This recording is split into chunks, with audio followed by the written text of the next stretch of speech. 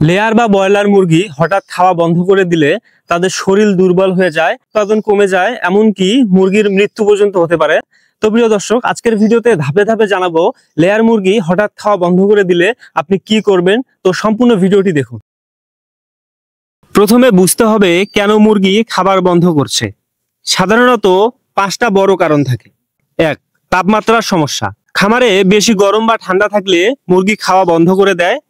সমাধান: খামারে বাতাস চলাচল সঠিক রাখুন, গরমে কুলার বা ফ্যান ব্যবহার করুন, আর শীতে গরম লাইট দিন। 2. খাবারের মান খারাপ। নষ্ট বা ছত্রাকযুক্ত ফিড দিলে মুরগি খেতে চায় না। সমাধান: সবসময় শুকনো, গন্ধমুক্ত ও ফ্রেশ ফিড ব্যবহার করুন। 3.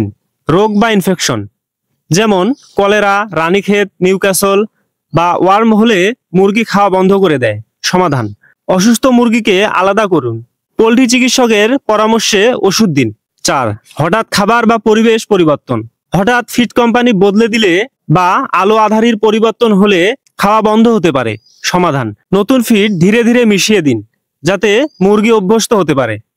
5. পানির সমস্যা। নোংরা বা অতিরিক্ত ঠান্ডা পানি দিলে মুরগি খাওয়া বন্ধ করে। সমাধান: সবসময় পরিষ্কার ও কুসুম গরম পানি দিন। হঠাৎ যদি খাওয়া বন্ধ করে দেয় তাহলে করুন এই কাজগুলো। মুরগির শরীর পরীক্ষা করুন, মুখে ফেনা, নাক দিয়ে পানি বা ডায়রিয়া আছে কিনা দেখুন। ইলেকট্রোলাইট পানি দিন, যেমন রিহাইড্রন, গ্লুকোজ বা কমার্শিয়াল ইলেকট্রোলাইট। হালকা খাবার দিন, যেমন ভিজানো ভুট্টা, ব্রান বা ছোট দানাদার ফিড। খাবার জায়গা ও পানির ট্যাঙ্ক পরিষ্কার করুন, এতে ব্যাকটেরিয়া কমে। বায়ু চলাচল ঠিক রাখুন, যাতে খামারের গ্যাস বা গন্ধ না জমে।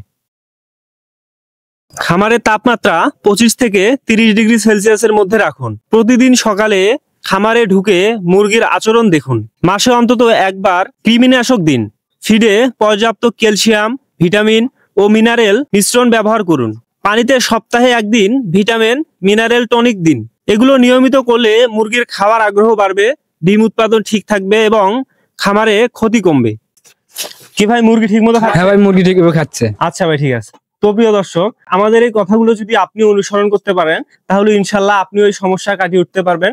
যদি ভিডিওটা ভালো লাগে তাহলে অবশ্যই একটি লাইক দিন। যদি আমাদের চ্যানেলে নতুন দর্শক হয়ে থাকেন তাহলে চ্যানেলটি সাবস্ক্রাইব করে দিন। যদি ফেসবুক পেজে নতুন দর্শক হয়ে থাকেন তাহলে পেজটিকেও ফলো করে দিন এবং আপনার মূল্যবান মতামতটি জানাতে পারেন এই ভিডিওর কমেন্টে। তো দর্শক, আবারও দেখা হবে এরকম কোনো ভিডিওতেই। ভালো থাকুন, সুস্থ থাকুন। আল্লাহ হাফেজ।